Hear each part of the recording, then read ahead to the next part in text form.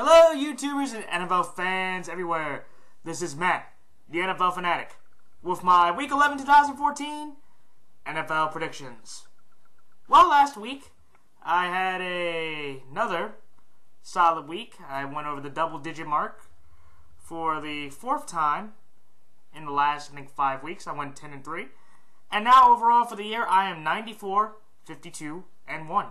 So that equals up to about 64% of the games, and I'm very happy to have that record, and I hope that as the season goes on, I actually can reach a high for me, which would be about almost 70% of the games. I hope that can come to fruition, but we'll see as the season progresses. For all the fantasy owners out there, the Dallas Cowboys, New York Jets, Jacksonville Jaguars, and the Baltimore Ravens all have byes this week.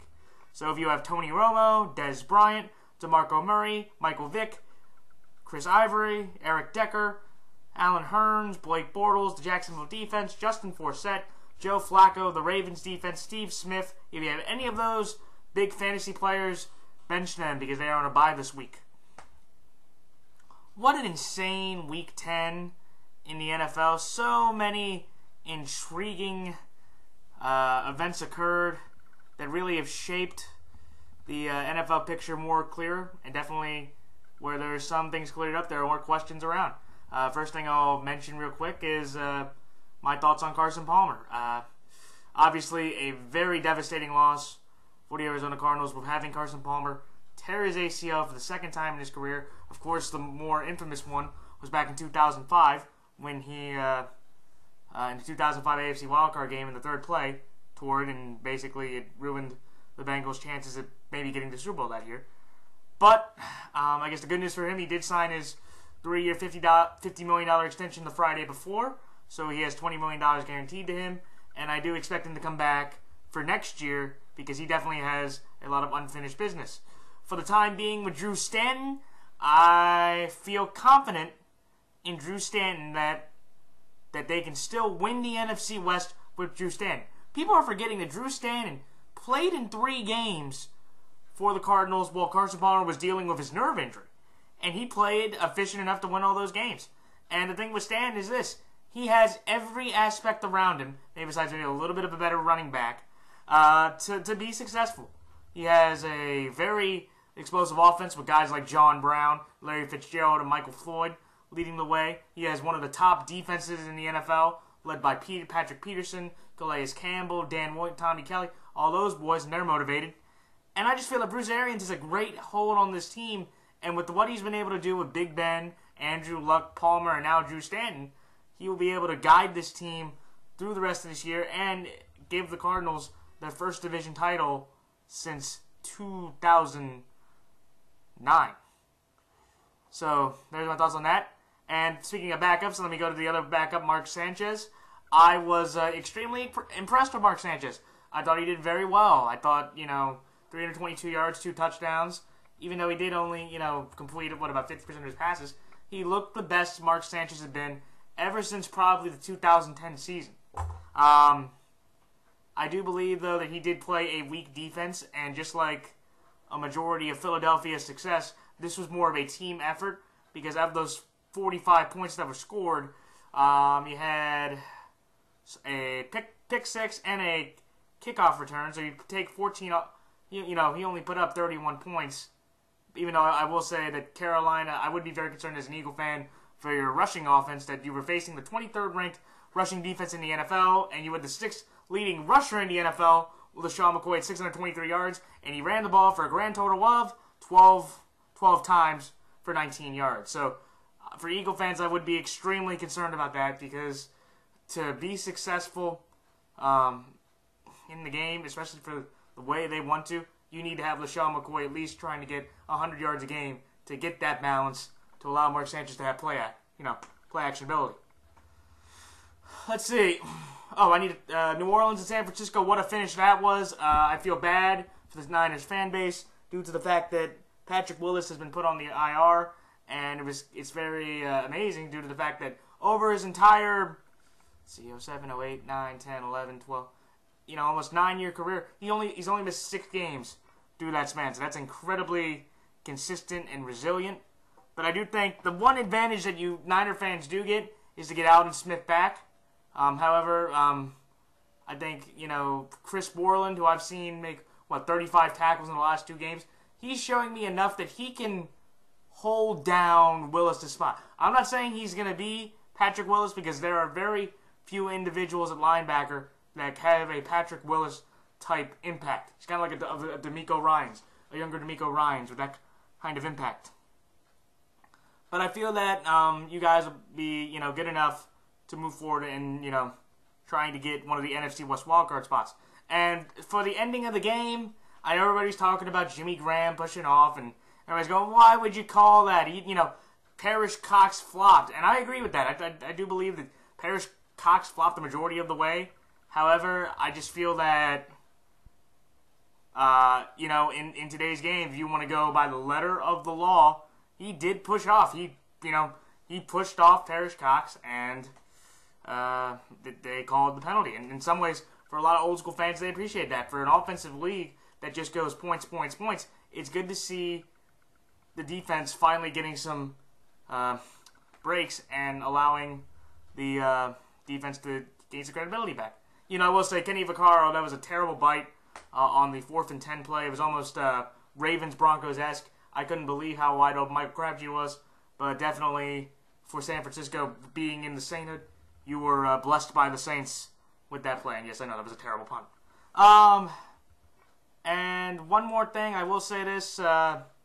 Kudos to the Green Bay Packers for absolutely annihilating the Chicago Bears, and for every Chicago Bears fan, actually every Chicago fan, because due to what Derrick Rose said the other day about him thinking about his NBA future, it's a terrible time to be a Chicago sports fan. 42 points to your arch rival.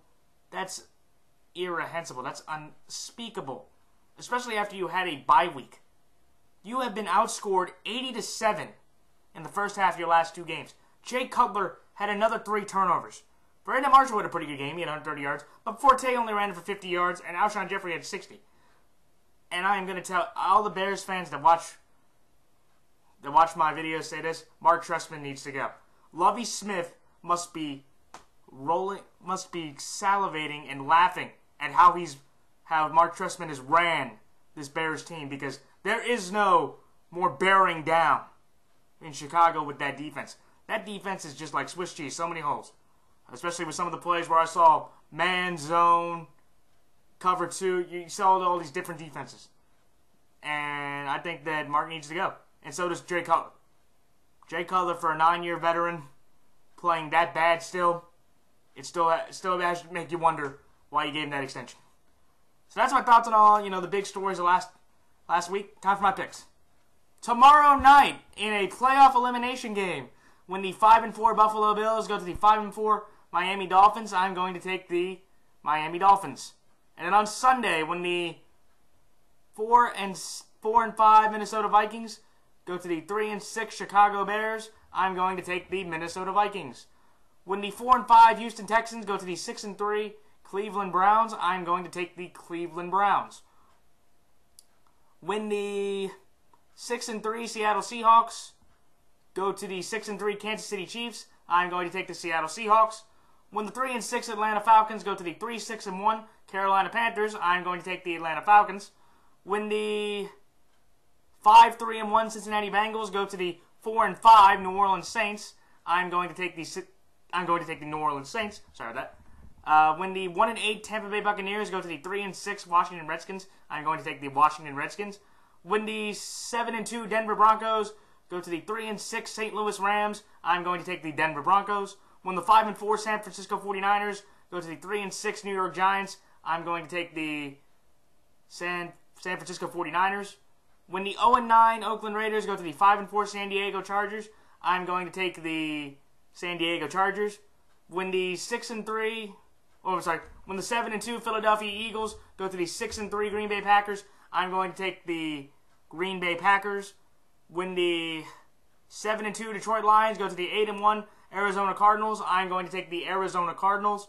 And then on the Sunday night game, when the 7-2 New England Patriots go to the 6-3 Indianapolis Colts, I'm going to take the New England Patriots. And then in the Monday night game, when the 6-4 4 Pittsburgh Steelers go to the 3-6 or 2-7 Tennessee Titans, I'm going to take the Pittsburgh Steelers. All right, Buffalo, Miami. This game, after what I saw both teams do last week, is going to be very entertaining. Buffalo and Miami put up very competitive losses to the Chiefs and Lions, respectively. Both offenses showed some brilliance, even though I would say Miami's offense looked a bit overall better because after Kyle Orton really had 1 touchdown in the game, and that was that 38-yard bomb to Chris Hogan to start the game. Besides that, they really couldn't score anything besides 2 field goals, and the Chiefs were able to run the ball down their throat, and the Bills made some costly turnovers and couldn't, especially the one muff punt that McKelvin dropped, that Sherman got, that led to the game-leading touchdown, and then, or the game-winning touchdown, and then Orton not being able to convert that 4th and 10. But Miami, at the same token, I feel that they played a very competitive game against Detroit, but at the end of the day, Detroit's offense, with the way it was running, they were able to find the holes, and the cardiac cats and the lines did it again. And also, I think losing left tackle Brandon Albert is huge going up against this Buffalo pass rush, which sacked Alex Smith 5 times. And I know those are all interesting favors, but I'm going to go with Miami on this one just for a couple reasons. One, they are at home, and the last few games they have played at home, they have pretty much looked dominant. Of course, the last one, they shut out the San Diego Chargers 37-0. The Bills don't typically go into Miami and play well, and I think the biggest advantage for me that I'm taking the Dolphins to beat the Bills is the secondary. Because what I saw Brent Grimes do against Calvin Johnson, that was one of the greatest plays I had seen all year. The fact that a 5'9" Brent Grimes was able to undercut Stafford and jump up and get the ball at its highest point like that was almost basketball-esque there with that kind of play. And I love what Finnegan is doing on the other side. You have Werner and Wake. And I also think that Miami's defense can get Buffalo's running game held a bit. Because definitely, now with C.J. Spiller out, I don't trust Fred Jackson and Anthony Dixon more than Lamar Miller and LaMichael James. So I think who just got signed off the practice squad, I think he's going to have a huge impact for this Dolphins team. I think the game can be competitive, and if the Bills can get enough pass rush and get Ryan Tannehill uncomfortable, the Bills can win this game, but I don't think they're going to get enough. And I think Miami's defense will put more pressure on Orton. And if I had to go between Orton and Tannehill, I'm going to take Tannehill. So I think the game is going to be very entertaining. Another good Thursday night game. Hopefully it's not as bad as what Cleveland Cincinnati did. But I'm going to go with Miami based on the home field.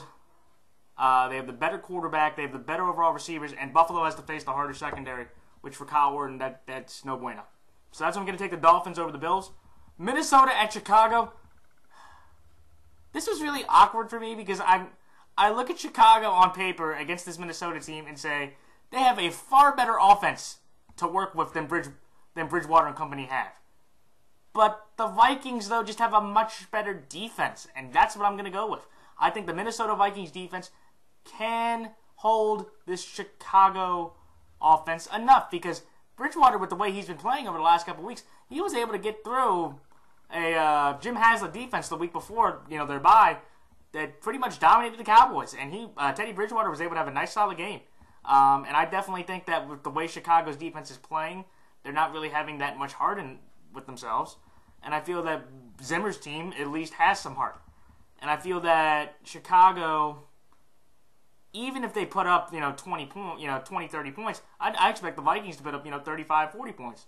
That's just how bad this Bears defense is playing. It's making Dick Butkus, Mike Singletary, Richard Dent roll over in their graves. They're not even dead, though. That's how bad it is. I think also the one advantage that Minnesota has is Chicago has not won at home. The Bears' 3 wins have been all on the road.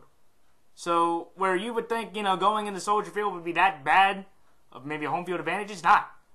And I feel with the Vikings' momentum, with the way they've looked in their last 3 games, they're just a better psyche and a better overall momentum going up against a very weak-minded Chicago team that this Viking team will win. Look, would I be surprised if Chicago wins this game? No, because I think, again, definitely they have a far better offense. But I think if the Bears continue to play defense the way they are, Teddy Bridgewater can outshoot Jay Cutler because Jay Cutler will have more miscues, and they will lose this game and lose their 4th straight and drop 3-7, which is going to be very disappointing. So that's why I'm going to take the Vikings over the Bears. Houston at Cleveland. This was a tough one because I definitely love both defenses on both squads. They've been doing well. The running games, especially with Arian Foster. I know he injured his groin and did not play in the second half of the Philadelphia game, but they said he should be fully healthy, and I'm very excited for that. But the main thing that I looked at with this team is maybe Jordan Cameron with him coming back and also getting maybe Andrew Hawkins back. I think that Houston is starting their rookie quarterback, and that's a bad sign. And also, again, this is a battle of Belichick backups, which will be very entertaining to watch. Brian Hoyer, of course, against Ryan Mallett. But when you are going into the dog pound with the way this defense has been playing, they've only lost one time at home, and they're coming off one of their biggest victories in recent memory for the Cleveland Browns. First of all, they're leading the AFC North for the first time in 19 years. And that was the first time they snapped a 6-year road divisional game losing streak. Think about that. That's incredible. So now they get to go back home and get to play Ryan Mallett in his first career start. Do I think Brian Hoyer is going to have a tough time with that Houston defense? Absolutely. But I definitely think he has a better advantage with the secondary. I think the defensive fronts, they cancel out, and I think if you give me the three-headed running back monster of West, Crowell, and Tate, who again is, by the way, going to play his former team in the Houston Texans, I believe that can cancel out Foster. And if I have to go with that matchup, I'm going to take the home points. I think Mallett's going to struggle against this Cleveland defense, especially that secondary, where Mallett's not going to have that many struggles. Or Hoyer, I'm sorry. Hoyer's not going to have that many struggles. I think the game's going to be tough. I think it's going to be low scoring. And I would definitely say this is one of my locks of the week. I'm going to do, like I said last week, I'm going to do 3 of these. And I'll definitely lock in Cleveland beating Houston, just because I don't trust Ryan Mallett for this rookie for his first start. That's why. So that's why I'm taking the Browns over the Texans. Seattle over Kansas City. This was extremely tough for me to look at, just because I feel that this is going to be almost like a big trap game for Seattle. And both teams have done extremely well this year. Kansas City's on a 4-game winning streak. Seattle's on a 3-game winning streak. Kansas City just had a huge 10-point comeback against a very impressive defensive-led Bills team. And the Seahawks just annihilated the Giants 38-17. I'm going to take Seattle in this one. And I know they're playing in one of the hardest stadiums. And for Seattle fans, it's kind of funny due to the fact that Arrowhead and CenturyLink have had a decibel battle, how loud they can be. But I feel that Seattle has the advantage with the defense, because I think both defensive lines, even though Brandon Mebane, who just was put on injury reserve, is a huge loss, because I thought he was a very silent but underrated defensive player on that team, and some people have said he was probably the best defensive lineman they had on the team. But I feel that if you look at the receiving corps, Alex Smith is an incredible challenge. And Russell Wilson, he does have a challenge himself, but I think he has an easier matchup with that Kansas City secondary than Alex Smith does, because both receiving corps are not really doing that well. Ever since Seattle lost Percy Harvin, they really haven't been able to score that many points through the air. And the Chiefs, they still haven't had a wide receiver score a touchdown through 11 weeks of the season.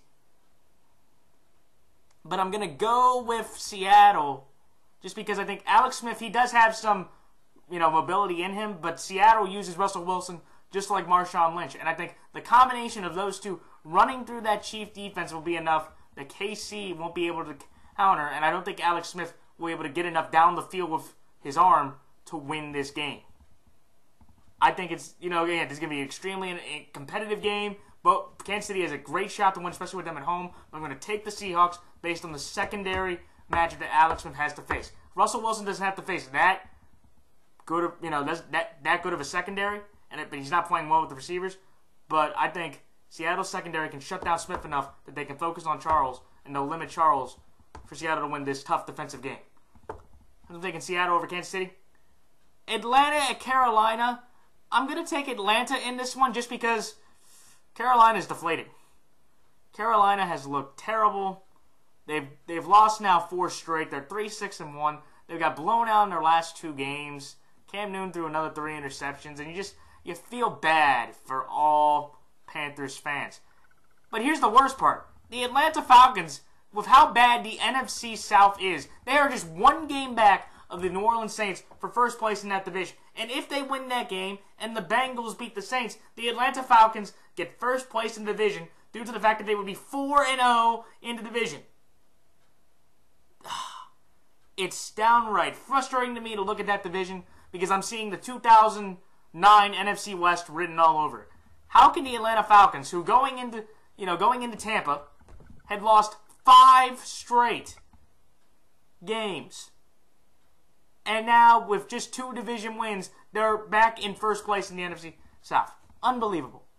But I just think, look, Atlanta's defense did not play that great against Tampa. There were some huge blown coverages with Vincent Jackson and Mike Evans. They definitely got huge receptions, and McCown played a good game. But I'll take Atlanta's offense over Carolina's. I don't think Carolina's defense, they can't stop anybody right now. Steven Jackson should have a monster game on the ground. And I definitely think their corners are going to be outmatched by Carolina's weapons. Because you put Kelvin and Julio together, that cancel out, or Kelvin and Roddy, but they don't have a Julio. And I think if Matt Ryan wants to fling the ball, he can. And look, New Orleans proved that they can win in Carolina, and they were a dome team, and maybe Atlanta can take that same formula and do it against Carolina again. I think Carolina, with how bad Atlanta's defense is, they'll finally have some offensive burst. But if that's the way the game is going to go, which I kind of feel, I'll take Atlanta's offense over Carolina's with what I've seen. So that's why I'm going to take Atlanta over Carolina. Cincinnati at New Orleans. I am going to take the New Orleans Saints in this one just based on the fact that, depending on who you're talking to, this New Orleans could still be undefeated at home. And again, they put up a phenomenal fight against the Niners. Drew Brees looked just as good as Drew Brees can be. Jimmy Graham had another monster game, 2 touchdowns, 149 yards. And Mark Ingram ran for 100 yards for the 3rd straight game, which is unbelievable to me to see the New Orleans Saints being able to consistently run the ball, because that is not Sean Payton's strength. However, I think what that did for New Orleans is that they are angry, and they realize that their NFC South lead is dwindling. And they're playing one of the best teams out there because the Bengals just got embarrassed at home. And the Bengals themselves, remember, were on a winning streak themselves. They were 13-0-1 going into the Thursday Night Football game against Cleveland. And they went on to get blown out 24-3. And Andy Dalton, again, continued to have a very bad primetime taste. And that's for anybody out there. If Andy Dalton is playing in a primetime game, do not pick him. Okay? He is 2-9 in 11 primetime games. So I've learned my lesson. Don't pick Andy Dalton in a primetime game. But I just think now that they have to go into the dome, the Saints are motivated and that Bengal team is deflated. And I just don't trust Andy Dalton being the first time him going into that dome to win this game. New Orleans, is on fire, and I think the Bengals were going to go through another rough spell. Can the Bengals put up a fight? Yeah. Because definitely you saw that, with the weapons they have, they can get some bombs off to A.J. Green or Sanu. They can have big games. But I just have to go with Breeze again on this one just because of how bad Cincinnati looked. That's why the game should be very entertaining, and I can see the Bengals winning this game. But I'm going to take the home advantage one more time, and if they lose against the Bengals, that's going to give the Ravens a tremendous opportunity to beat the Saints while they're down. But I don't expect it to happen, but that's why I'm taking the Saints to beat the Bengals. Tampa at Washington. It's kind of like what Washington's done at home all year. They've gotten to play. All of their wins have been at home. Most of their wins have been at home. They had the one big upset against Dallas. But they've gotten to play the Jaguars, the Titans, and the Buccaneers at home. Tampa, look, they're going to put up a fight. And but RG3 just has more talent around him. And that defense should be able to shut down Josh McCown. And even though Josh McCown didn't look that bad in his return, he still threw a couple interceptions and messed up. And if I had to go with the Redskins overall team against the Bucs overall team, I'll take the Redskins at this point. Because RG3 looks to look pretty solid against the Bucs. And yeah, that's why I'm going to take them. I feel that the Redskins just have more talent. And again, this is what they do. They play Jacksonville at home and beat them. They beat the Titans at home, and they'll beat the Bucs at home. Again, those aren't really great victories, but they're victories for the Redskins. And at this point, they'll take them. Denver at St. Louis. Denver. They were down 10-6 against the Oakland Raiders, which literally shocked me. But then as I watched the rest of the second quarter and third quarter, they ended up scoring 35 unanswered points, and they blew them out. So everything was right in the world. So now you take on a Rams team that has just benched Austin Davis. And for anybody, yes, they benched Austin Davis in favor of back of Sean Hill. I feel bad for Austin Davis because he beat the Seahawks and Niners. That was him. Did he really, put a big part into it? No, but he won those games. And look, I understand that. And Rams fans, or Rams organization, let's realize this. The Cardinals just were lucky enough to get a fumble and a pick in about 80 seconds to score the game. That game was extremely close. I'm not in favor of Austin Davis getting benched because I've seen enough from him that I'm going to continue for him for the rest of the year. But now with Sean Hill being there, this Bronco team should just be able to roll over him. All right. Green Bay over Philadelphia. I'm going to take the Green Bay Packers in this game due to the fact that this game is very even in the sense that both teams have very good offenses.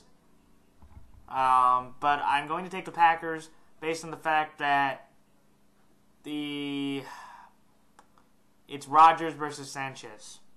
That's the biggest difference for me in this game. I think also Green Bay is going against a weaker secondary in Philadelphia's. Even though they look great against Carolina's offense, it was Carolina's offense, which really was not that good. I do believe that if Philadelphia could run the ball against the Packers, which, again, if you look at a lot of their losses, Mark Ingram, Marshawn Lynch, they were able to run the ball down Green Bay's throat. And Green Bay is the 30th ranked overall rushing defense in the entire league. But I don't expect that to happen. And I am also going to take the fact that the Packers are home. The Green Bay Packers have not lost at home, and they have won all their games by an average of 30 points. Do I think the Philadelphia Eagles will lose by 30 points? No, they're going to buck the trend.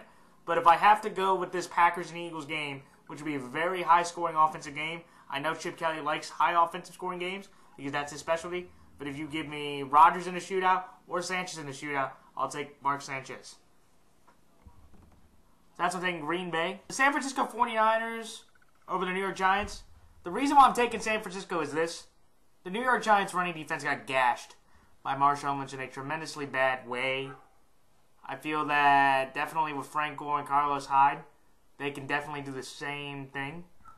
And also I think just, even though the Giants secondary had some big moments against the Seahawks with getting 2 interceptions from Russell Wilson and a fumble, I feel that that's not going to be enough against all these San Francisco receiver weapons because San Francisco has a much deeper and more talented receiving core than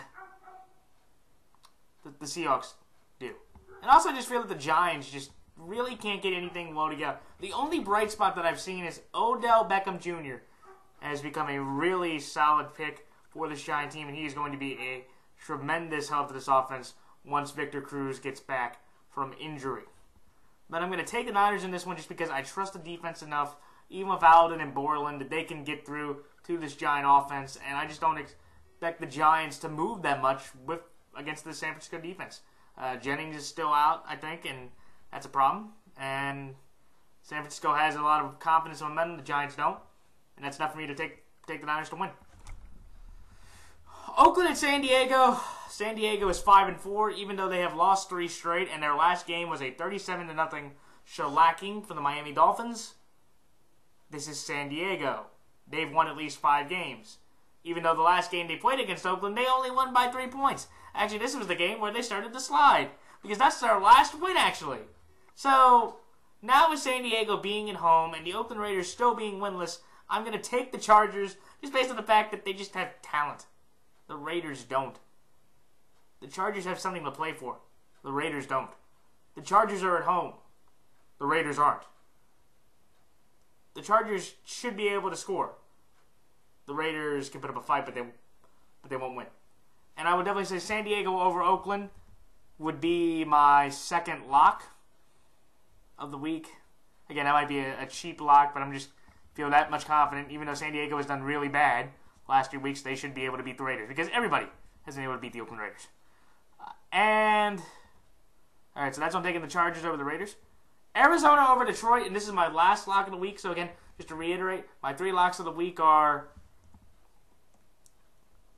Cleveland beating Houston, San Diego beating Oakland, and Arizona beating Detroit. I'm going to take the Arizona Cardinals in this one because I trust the Cardinals at home. The last 2 years, the Arizona Cardinals have beaten the Detroit Lions at home. And the biggest advantage to me that Arizona has is Matthew Stafford has to go up against that secondary. And Drew Stanton has to go up against Detroit's. Detroit's defense is number 1 overall. I get that. And it might be a tough challenge, but I'd rather play Cassius Vaughn and James E. Hedebo or Slay or all their secondary besides Antonio Cromartie and Patrick Peterson. Look, does Detroit have the better quarterback in this matchup? Yes. Do they have the advantage in running game? I would say with the guys they have compared to Ellington, yes. Do they have an advantage at wide receiver? I do not think so. I think that's about even. And Calvin and Larry, Golden and Michael, and John Brown, and I'm trying to think of their third. Maybe Durham. But I think that's where Arizona has the clear advantage. Matthew Stafford has to go up against the Detroit secondary again with all those weapons. And also I think that you are playing an offensive line. They lost Raiola, their big center, their big guard, who's basically been the leader of that offensive line. And I think that'll be huge. And I think Drew Stanton will do enough and make enough big plays that they will win this game in a very tough and very entertaining number 1 seed versus number 2 seed matchup with Detroit and Arizona. Can Detroit win this game? Absolutely. I think, if they're able to run the ball or get enough pressure on Stanton to cause mistakes, pressure causes picks. And then get enough pressure on that offensive line, Stanton will make some mistakes. But I think Arizona will cause more mistakes from Stafford, giving Stanton more opportunities to drive the ball down the field. I kind of see Stafford having a Nick Foles type performance. Nick Foles played pretty well against the Cardinals, but he just made a couple too many mistakes for him to win. And I kind of see Stafford falling in that category. Very entertaining game. Would not be surprised if the Lions won, but I'm going with the home field advantage and the secondary to beat the Cardinals, and that's my 3rd lock of the week.